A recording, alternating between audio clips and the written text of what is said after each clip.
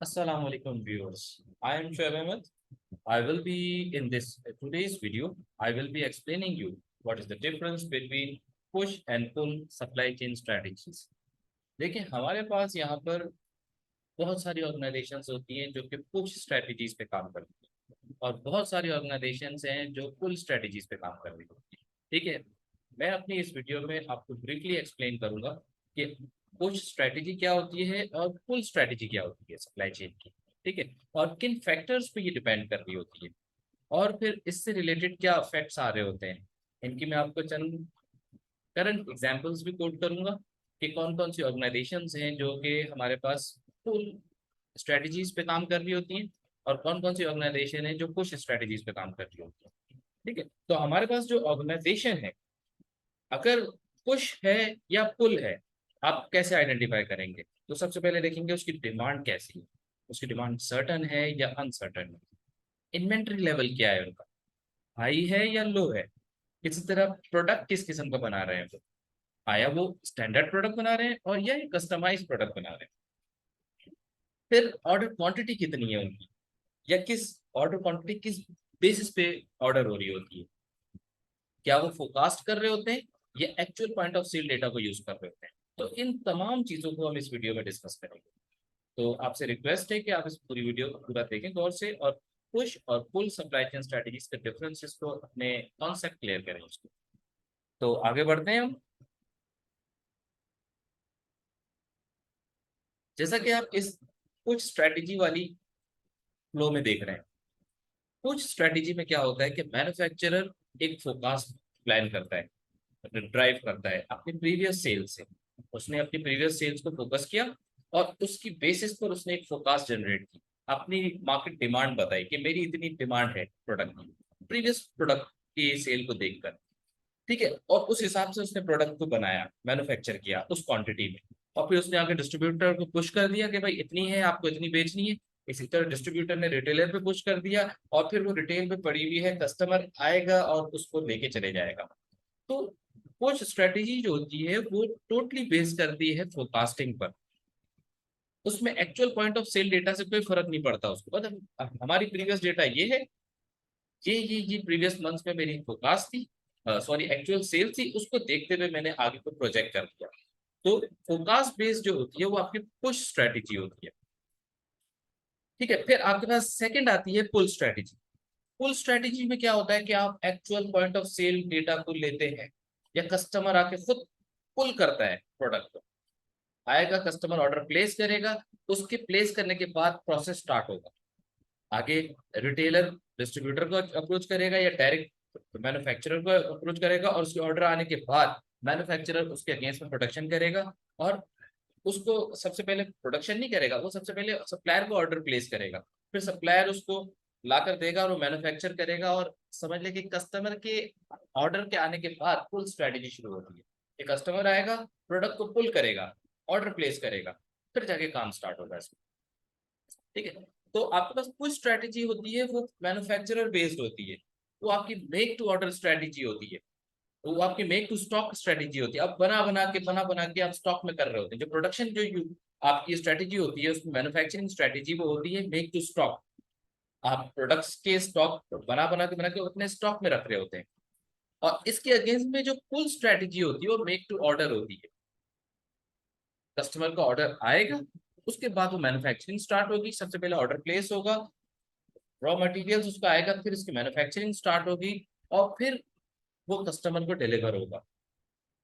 तो अगर देखा जाए, कुछ स्ट्रेटेजी डिपेंड करता है कि आपके प्रोडक्ट की डिमांड सर्टेन है या अनसर्टेन है। अगर सर्टेन डिमांड है, नॉन डिमांड है, तो कुछ strategy is one of the best strategy.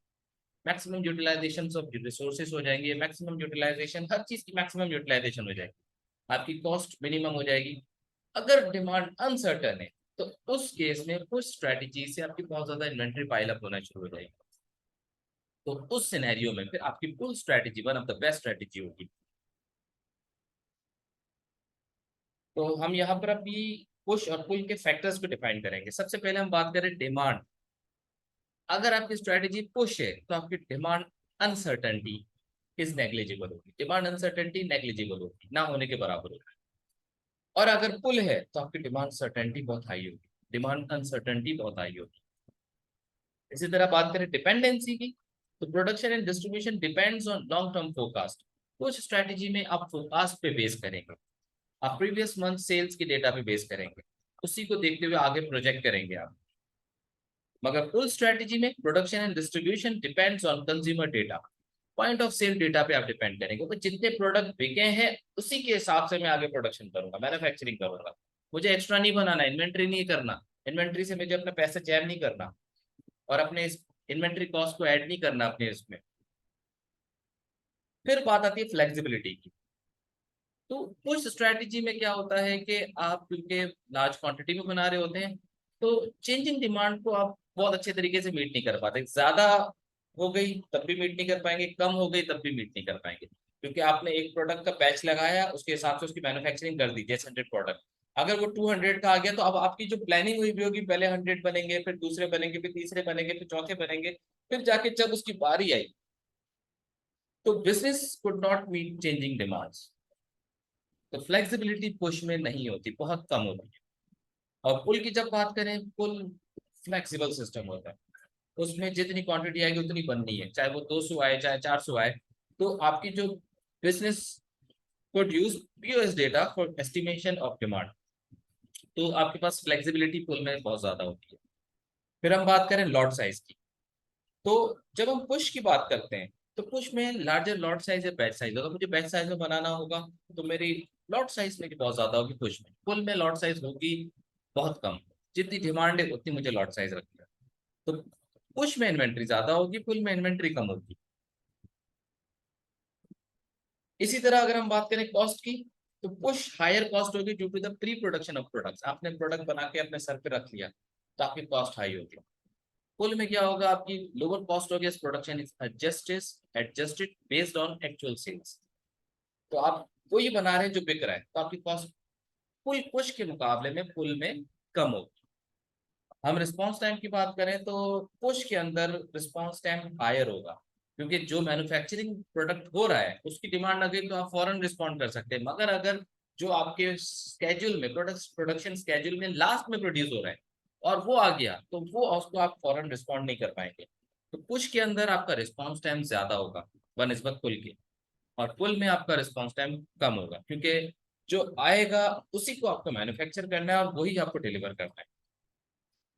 फिर अगर हम एग्जांपल्स की बात करें, वॉलमार्ट, चेजअप, इम्तियाज, हमारे पास जो करंट सुपरमार्केट्स हैं ज्यादातर जो है वो पुश स्ट्रेटजीज पे काम कर रही हो। तो आप देखते हैं कि चारों तरफ प्रोडक्ट से प्रोडक्ट पड़े हुए होते हैं जो कस्टमर आने के बाद परचेज कर रहा होता है। मगर हाँ, यहीं पर अगर मैं आपको एक एग्जांपल दूं वॉलमार्ट की, वॉलमार्ट और प्रोक्टर एंड गैम्बल, उनका आपस में इतना अच्छा कोलैबोरेशन है कि वो पॉइंट ऑफ सेल डेटा इतना अच्छा तरीके से शेयर करते हैं एक दूसरे से कि वो अपने आप को पुल स्ट्रेटजी में उन्होंने एंगेज किया हुआ है। तो जब मैं पुल की बात करूं, हमारे पास all customize and high value items generally उनकी पुल स्ट्रेटजी फॉलो होती है।